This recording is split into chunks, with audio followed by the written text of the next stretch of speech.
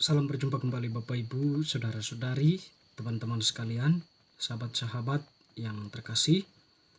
Pada kesempatan ini saya mengajak kita kembali lagi untuk mendengarkan sabda Tuhan yang kita ambil dari Penginjil Yohanes bab 8 ayat 31 sampai 42. Kebenaran yang memerdekakan. Maka katanya kepada orang-orang Yahudi yang percaya kepadanya, "Jikalau kamu tetap dalam firman-Ku, kamu benar-benar adalah murid-Ku, dan kamu akan mengetahui kebenaran, dan kebenaran itu akan memerdekakan kamu." Jawab mereka, "Kami adalah keturunan Abraham dan tidak pernah menjadi hamba siapapun. Bagaimana engkau dapat berkata, kamu akan merdeka?" Kata Yesus kepada mereka, "Aku berkata kepadamu, sesungguhnya setiap orang yang berbuat dosa adalah hamba dosa. Dan hamba tidak tetap tinggal dalam rumah, tetapi anak tetap tinggal dalam rumah. Jadi apabila anak itu memerdekakan kamu, kamu pun benar-benar merdeka.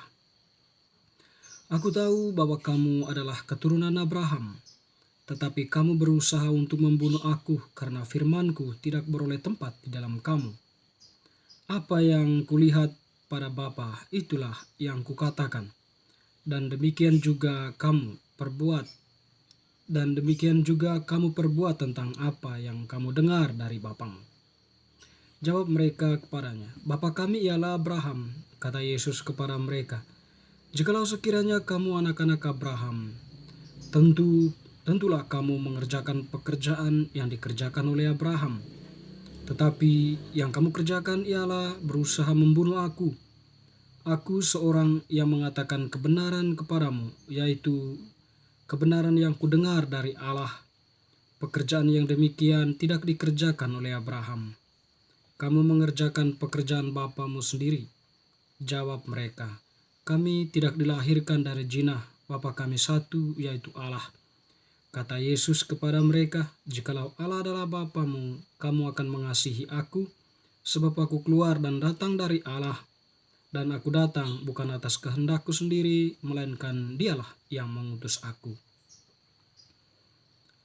Demikianlah sabda Tuhan, terpujilah Kristus. Teman-teman, saudara-saudari yang terkasih, ketika Yesus datang ke dalam dunia ini, tentu dia melakukan sesuatu yang semuanya itu bertujuan untuk manusia itu dimerdekakan dari perbudakan dosa. Atau manusia itu setidaknya mempunyai kesadaran bahwa dosa telah lama memperbudak mereka. Atau dosa itu menjadikan hidup mereka tidak bermakna, tidak bernilai. Membuat hidup mereka hancur, membuat hidup manusia itu terkekang dalam pemikiran-pemikiran sempit yang membuat dirinya itu menderita, baik lahir maupun batin. Ketika Tuhan mengajar, tentu Dia mengajarkan kebenaran itu. Dan dikatakan tadi oleh Tuhan, kebenaran yang dimaksud itu apa?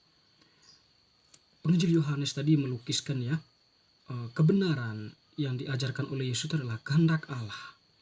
Jadi ketika Yesus itu mengajar, dia mengajar apa yang menjadi kehendak Allah. Dan setiap orang yang percaya kepada Yesus, percaya kepada ajarannya, tindakan-tindakannya, kata-kata dan perbuatannya, dikatakan oleh Yesus bahwa mereka itu adalah sungguh-sungguh murid. Karena apa? Seluruh diri mereka dicurahkan kepada kebenaran itu sendiri. Dan teman-teman, saudara-saudari yang terkasih, ketika Yesus berhadapan dengan orang-orang Yahudi yang percaya kepada Yesus mereka mempersoalkan berkaitan dengan posisi mereka sebagai keturunan Abraham dan tidak pernah menjadi hamba siapapun. Tapi Yesus di situ ya memberikan keterangan kepada mereka ya, atau memberikan sebuah jawaban ya. Bagaimana engkau dapat berkata kamu akan merdeka? Itu pertanyaan dari orang-orang Yahudi tadi. Tentu konsep merdeka yang disampaikan oleh orang-orang itu dalam hubungannya dengan Abraham, bahwa mereka itu adalah keturunan Abraham yang tentunya mereka itu ya tidak menjadi budak siapapun, karena mereka dimerdekakan oleh Abraham. Atau dikatakan tadi itu mereka itu tidak pernah menjadi hamba siapapun. Tetapi mereka, pemahaman mereka yang mungkin hanya sebatas teoritis ya, atau apa yang mereka paham, tidak mengerti sesungguhnya kehadiran Yesus di tengah mereka. Kehadiran Yesus tentunya ya, kalau mereka menyadari dengan sungguh adalah Mesias ya, kepenuhan janji Allah itu. Dengan demikian ya, para nabi yang dahulu menantikan kehadiran Mesias yang dijanjikan Allah itu ya, kepenuhannya itu ada di dalam diri Yesus. Dan dinubuatkan bahwa kehadiran Mesias itu ya satunya itu memerdekakan, mengantar umat Israel ya kepada kebenaran. Itu tadi menjadi jelas bahwa dosa itu menjadi penjajah dalam arti tanda kutip ya, yang kemudian membuat orang-orang itu tak mampu melihat kebenaran dengan jelas.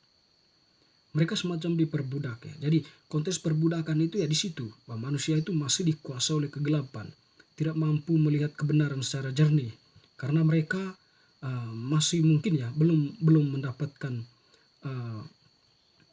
kebenaran yang utuh yang disampaikan oleh Allah. Dan dalam diri Yesus inilah kesempurnaan kebenaran itu terjadi. Dengan demikian ya, ketika Yesus mengatakan ya, kalau kamu percaya kepada saya ya, kamu sungguh merdeka. Dalam arti ketika kamu percaya mendengarkan saya berbicara, bahwa saya itu berbicara bukan dari diriku sendiri, tapi dari Dia yang mengutus aku, yaitu Allah, Yahweh ya, yang mereka yakini pada waktu itu. Dengan demikian konsep kemerdekaan itu ya lebih pada itu tadi ya, orang-orang yang percaya kepada Yesus tentu menerima kebenaran apa yang diajarkan Yesus, menerimanya itu yang kemudian membuat mereka mempunyai secara pandang baru, secara perspektif baru ya, tentang hidup mereka sendiri, tentang relasi mereka dengan orang lain ya. Dan tentunya juga ya akan konsekuensi selanjutnya itu adalah pada tindakan yang didasari pada kehendak Allah atau pada kebenaran itu. Ya dengan demikian ya, kemerdekaan itu ya lebih pada ketika orang itu menerima kebenaran itu dengan sepenuh hatinya dan mempraktekannya dalam kehidupan. Mereka terlepas dari cara hidup yang lama menuju pada suatu hidup yang baru yang ditawarkan oleh Allah, yang disediakan oleh Allah. Teman-teman, saudara-saudari yang terkasih, kita sebagai orang yang telah dibaptis ya, sekiranya konsep kebenaran ini ya kita pahami dalam hal gereja yang senantiasa mengajak kita ya untuk bertindak atau untuk berbuat kasih. Atau kasih itu adalah suatu bentuk nyata ya dari kebenaran itu ya. Kalau Yesus mengajarkan tentu lebih banyak pada kasih, menekankan kasih ya kepada sesama, atau kasih yang terarah kepada kemuliaan hidup ya, kepada penjunjungan tinggi martabat hidup manusia.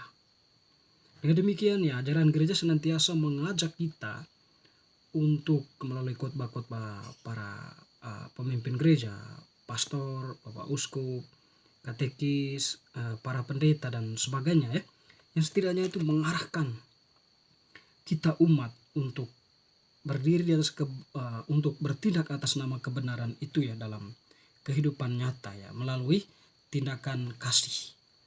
Dengan demikian ya, di sana kita sungguh-sungguh dikatakan sebagai murid Yesus. Sungguh-sungguh pembaptisan yang kita terima itu ya bermakna.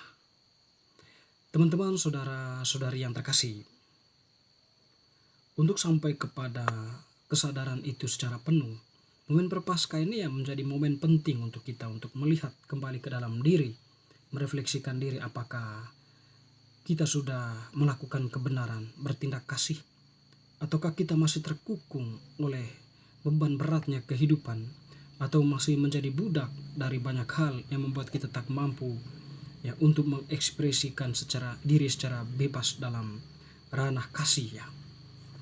Teman-teman, saudara-saudari, bacaan hari ini mengajak kita untuk senantiasa percaya teguh kepada Allah yang adalah sumber kebenaran itu dan bertindak demi kebenaran itu. Amin.